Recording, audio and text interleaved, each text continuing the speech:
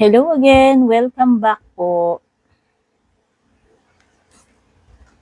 sa ating reading. I'm Purple Team nga pala, para sa mga bago. Kung dumaan sa inyo itong reading na to, maaaring para sa inyo yung mga mensahe na makukuha natin sa reading na ito. Okay? So, take only what resonates. Kung hindi naman nag-resonate sa iyo yung reading, hindi mo maintindihan, hindi ka nakarelate, it only means one thing, hindi para sa iyo yung reading. Okay? Yan. And by the way, lahat po ng readings ko rito ay timeless regardless sa kung kailan ko pa in-upload yan, regardless sa kung anong petsa pa yung nakalagay sa title niyan, thumbnail. No? Para sa akin, ang lahat ng reading ay timeless. Kasi makakarating yan sa inyo doon sa tamang timing na dapat yung marinig yung mga messages na yan. Okay? Oops.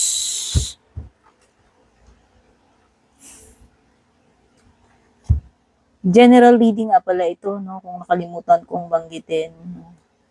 So, ibig sabihin, walang specific sign, kahit ano pang sign mo, pang kalahatang reading. Yeah?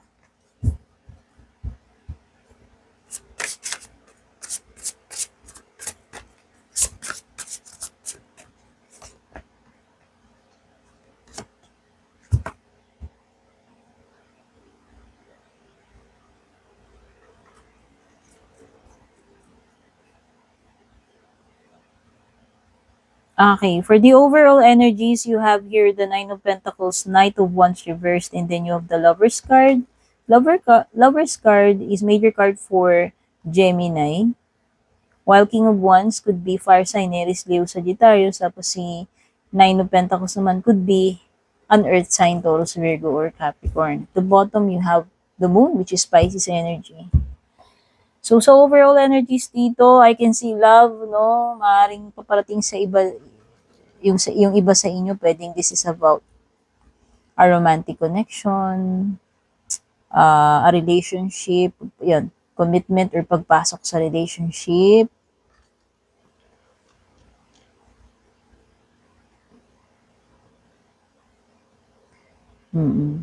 Pero, pwede rin naman, this is not about love also, para dun sa iba na nakaka-relate naman sa ibang bagay. Kasi si Lover's card is, it could be anything na love mong gawin. Yan, love mong gawin, love mo, o tao man yung bagay or situation. Pwede rin naman kung hindi siya person, kung hindi siya love life. Pero ang nakikita ko dito is nawawalan ka ng confidence para tapusin itong bagay na ito or regarding something na sinimulan mo. Oo, regarding something na, alam mo yun, pinaglaanan mo na, maaaring pinaglaanan mo ng pera, maaaring pinaglaanan mo ng oras mo, pagod mo, energy. Nag-invest ka rito eh, sinimulan mo to eh. Kaya lang, ang nafe-feel ko with the King of Wands reversed is parang nawawalan ka na ng gana or confidence para makumpleto itong bagay na to or tapusin. Or hintayin pa yung result. No? Something related about result.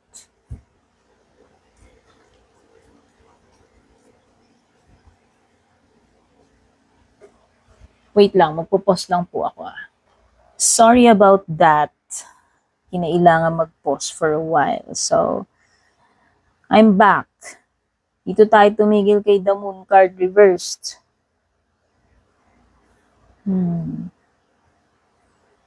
Alam mo, if this is an advice, si Lover's card, follow your heart. Follow your heart na lang. Maaari kasing nako-confuse ka rin with the Moon card, alam mo yun. Or pwedeng, ang nafe-feel mo is parang walang kasiguraduhan regarding this particular situation. Kaya ka siguro nag-aalangan din kung itutuloy mo ba to, pwedeng mawawalan ka na ng confidence in this situation, mawalan ka na nga ng gana, like as I said earlier. So, dahil kasi siguro parang nafe-feel mo na parang wala namang kasiguraduhan eh. No? Kahit pa, alam mo yun, kahit pa nag-invest ka dyan, etc., ano man yung in-invest mo dyan, material, oras, energy, feelings, or material or money. No? Check pa natin yung ibang energies. So, that is for the overall or general energies. So, let's take a look at yung mga energies naman when it comes to sa person na kakonect mo. Okay. Magwawala ang cards. Pagbigyan, char. So, first three cards here is Three of Wands reverse, and then Seven of Cups upright, and Nine of Cups upright. At the bottom naman, you have Six of Swords reversed. Oh. So, para sa mga initial energies about the person na kakonect mo or ka-relationship mo man, kakonect or ka-relationship mo or kano-contact mo, whatever, ano man ang sitwasyon ninyo, lagay ninyo, person on your mind, kung sino man ito, ano man ang ugnayan ninyo. Mm-hmm.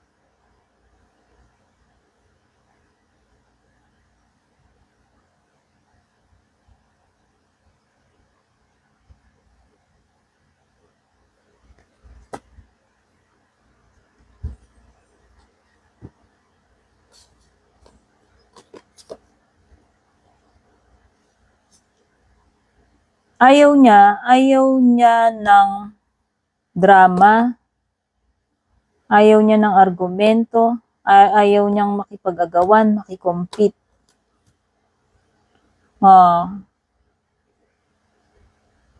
This person is dealing with, ewan ko, parang marami siyang, hindi ko alam kung marami siyang pinagkakaabalahan, madami bang gumugulo sa isip niya.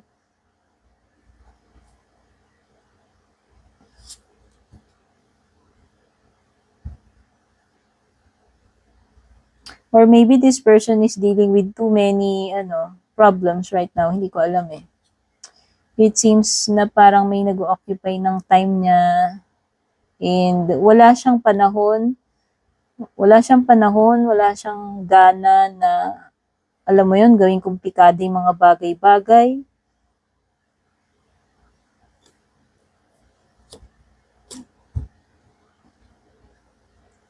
Kumbaga, kesa ma-stress pa siya, kesa makipagtalo siya, whatever, parang ganun. Bahala ka dyan, no? Parang, hindi siya para hindi siya para makisawsaw pa, makigulo pa, o makipag-agawan pa. Wala siyang plano na ganun.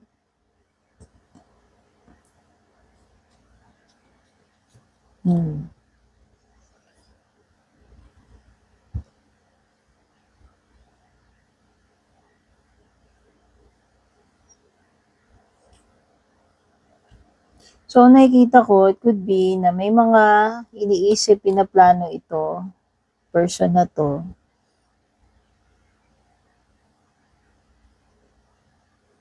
Pero parang walang guarantee or walang kasiguraduhan kung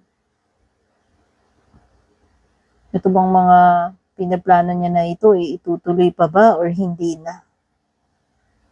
Nakaka-sense din ako ng pagiging confused with the Seven of Cups. So, kasi may mga plano at first, pero parang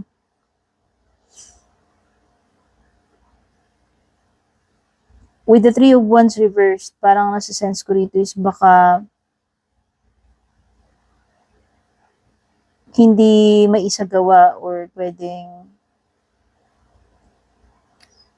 magbago magbago yung takbo ng sitwasyon o yung ihip ng hangin o yung isip niya regarding dito sa mga bagay na pinaplano niya nung una. Okay, pwedeng iba sa inyo, LDR kayo, may mga mountains, lands, malalayong pathway dito, meron ding pagta-travel with sea, baka yung iba dito you're dealing with a person na malayo sa'yo, magkaiba kayong lugar, magkaiba kayo ng country.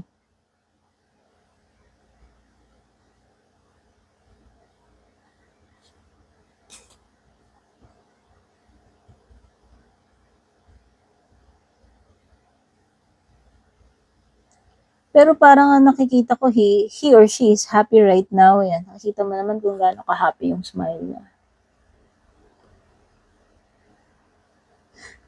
Alam mo, para kasi nga nakikita ko rito, kung ano man yung meron siya ngayon, ano man yung meron kayo, siguro sa ngayon, pwedeng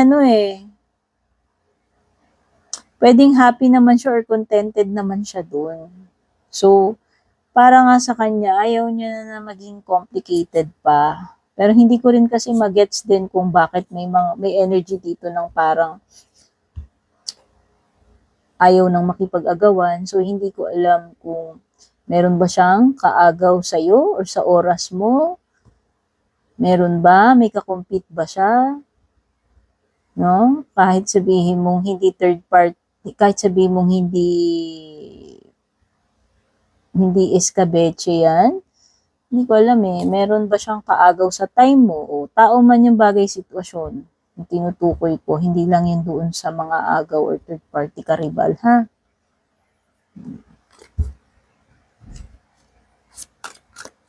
So, yun yung mga unang energies na na-pick up ko sa kanya.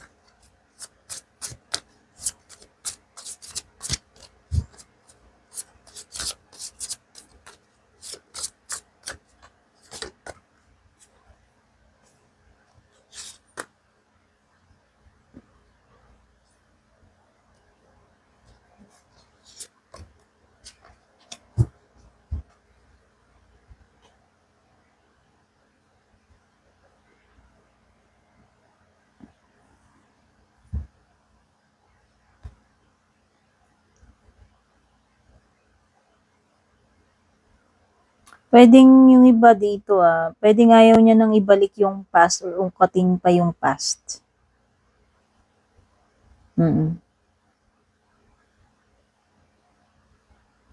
Ayaw niya na sigurong balik-balikan pa yun. Kaya nga sabi ko nga kanina, parang meron ako na feel na energy na ayaw niya na maging complicated, no? Kasi hoda, no? Hindi na niya pag-aaksayahan pa ng energy para mag-stress out pa dun sa bagay na yun, no? Kasi nga para sa kanya, past na yun eh.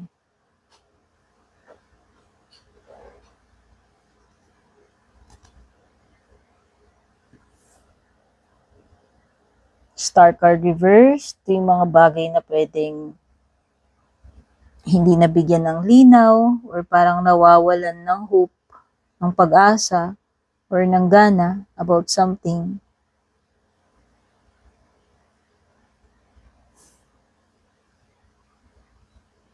Ayaw din niyang maging padalos-dalos about something. Ayaw din naman niyang mag-jump into conclusion. Ayaw niya madali. Baliktad si Knight of Swords eh. So, imbis na susunggaban niya to, igagrab yung opportunity, or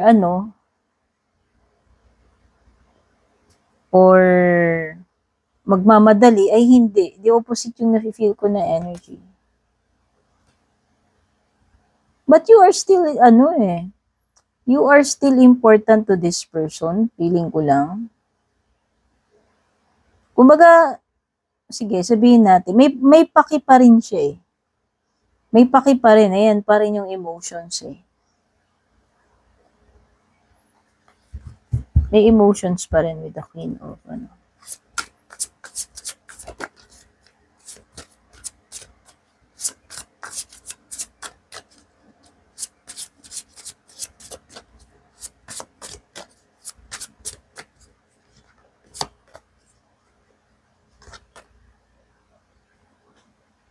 Alam mo kung anong gusto, intention nitong person na to. Ang gusto niya is to move past doon sa nakaraan na. Nakaraan na kasi yun. Kagaya nung sinasabi ko sa'yo kanina, lumitaw si Six of Cups is past energy. Alam mo yun. Ayaw niya nang balikan yun eh, hanggat maaari. Ayaw niya mag-focus doon. Ayaw niya nang mag-aksayan doon sa mga bagay na hindi na babalik. No? Kasi past na nga naman yun. Ayan si Five of Cups reversed. Ayaw niya nang mag-dwell sa past. Mas pinipili niya na lang na mag-move on, mag-move forward instead na balik-balikan pa. I-revive pa yung nakaraan na yun. Kung ano man yung bagay na yung nakaraan na yun. Whether yung nakaraan na yan i-related sa inyong dalawa or yung nakaraan na yan i-related sa past niya. Okay? Wala na siyang balak eh. So, kung meron mang gumugulo dito, halimbawa, pwede ngang sinasabi ni Six of Cups upright dito is merong past person or past reminder ng nangyari nung past reminder na nangyari nung nagdaan na. Pwede namang mas pinipili na lang niya na hindi na lang din pansinin yan eh. Kung kanino man yan eh, kung meron man nang gugulo eh. No? Naisip ko lang yun, pero pwede rin namang hindi tao yun. Kung mga bagay yan, sabi ko nga, mga reminders ng past, whether person yan, wala rin naman siyang balak na, i-romanticize pa yan. Ayan, baliktad si Page of Cups. Baliktad. Mas pinipili na lang tanggapin eh. Mas pinipili na lang yan tanggapin or mag-move forward na lang kaysa mag-dwell pa siya doon or i-accept niya pa yan kung bumabalik-balik man yung mga past reminders na yan or person. Ang nakikita ko dito is mas gugustuhin niya na mag-focus sa sa new connection or dito sa current connection niya. O ayan ha, whether ikaw yan, kung current o kung ikaw yung current, edi ikaw yan. Pero kung new person yan, it could be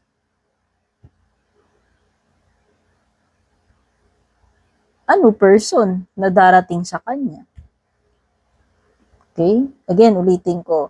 Mas gugustuhin pa niya na mag-focus sa kanyang present connection or sa next person kesa balikan, mag-dwell, i-pursue yung past na yun. Past memory man yun, mga reminders or past person.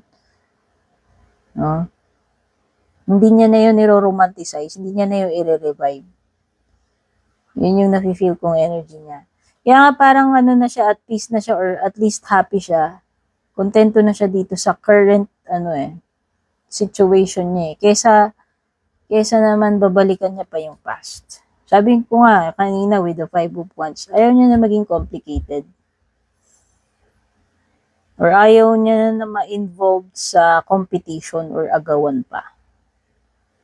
Okay?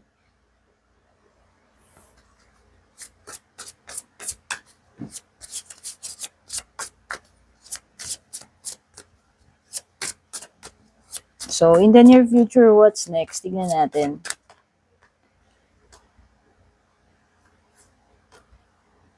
Ayaw niya mag-aksaya ng time, energy, effort, emotions. Ayan, Seven of Pentacles. Ayaw niya. Mas gusto niya mag-focus sa fresh energy. Mas gusto niya mag-focus sa present or sa mga paparating kesa mag-dwell sa past. Itong tao na to is wise enough or practical enough na hindi pag-aksaya ng oras yung mga ganong klaseng bagay or tao or past na mga pangyayari. Kasi hindi worth it para sa kanya eh. Ayan hindi worth it.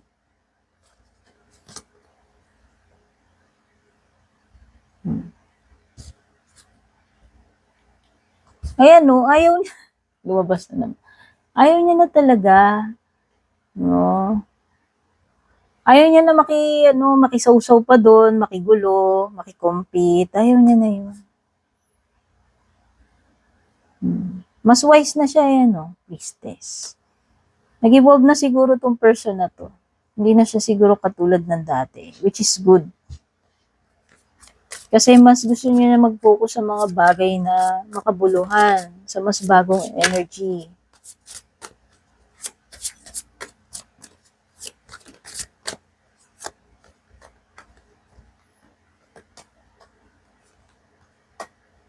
Wala na siyang balak balikan pa. Wheel of Fortune reverse. Wala na. Para sa kanya, kung tapos na yun, tapos na yun. No? Para sa kanya, wala nang no cycle pa. Hindi niya na i-welcome na mag-open pa ng no cycle pagdating doon sa nakaraan na yun. Merong something with the Wheel of Fortune na sa tingin ko sa ngayon hindi magbabago yung isip niya, ha. Yun yung nakikita ko sa Wheel of Fortune. Para kasing sinasabi dito sa Wheel of Fortune, kung wala rin lang naman magandang improvement, kung wala rin lang naman magandang mapapala doon, bakit pa siya mag-aaksaya ng time doon? Okay? Sa tingin ko, ang feeling niya dyan, iniisip niya dyan, pwedeng wala rin namang magbabago di ba? So, bakit pa siya mag-aaksaya ng time niya? Kaya siguro ganun yung energy niya. Ayaw niya mag-invest talaga. Ayaw niya mag-invest dito sa bagay na to. Kung ano man ito, kung sino man itong tinutukoy niya o bagay na yan.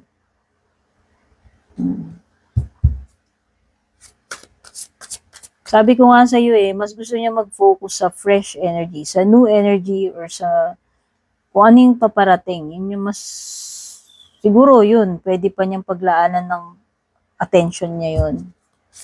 Mas, siya doon, mas open siya na mag-aksaya ng time dito sa present or sa paparating kaysa balikan pa yung past na yun or past person na yun, whatever.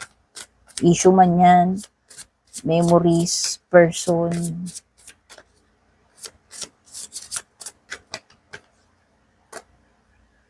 devil ka. Ayaw niya na Ayaw niya na ng mga gulo-gulo, complications, competition, toxicity. Enlightened na tong person na to.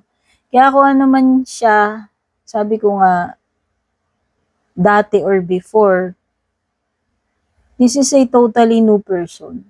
Feeling ko lang nag-evolve na siya. Feeling ko lang natutunan na rin niya yung dapat niyang matutunan. Pwedeng na-let go niya na talaga, kumalas na siya doon. Alam niyang hindi mabuti, alam niyang hindi tama, alam niyang hindi healthy. So, na-enlighten na siya, natauhan na siya with the Devil card reversed. No? Hindi na, kung card ng attachment niya, hindi na, kung mawala na siya. Pinutol niya na yung connection or pinutol niya na yung, pinutol niya na yung attachment na yun. Okay?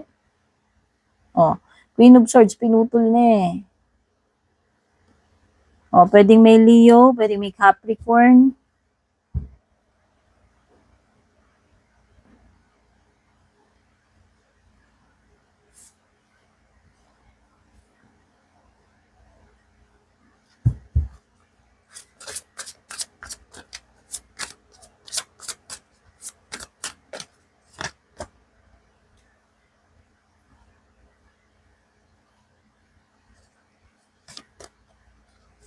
Ayan na naman, 9 of Pentacles. Ayaw niya na talaga mag-aksaya ng time pa.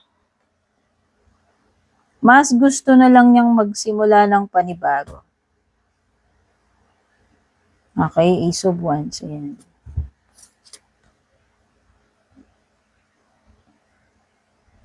Mas gusto niya. This is fresh energy. So, whether ito yung sinasabi rito, mas gusto na lang niya magsimula ng panibagong chapter sa inyong dalawa or mas gugustuhin na lang ba niyang magsimula ng panibagong chapter? Kung hindi man sa inyong dalawa yan. Okay?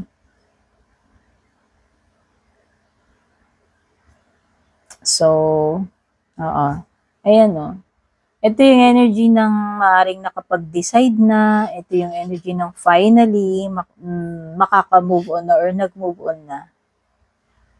Final or nakapag-decide na. Okay? So, yan yung reading ko sa ngayon. Love you all. Godspeed.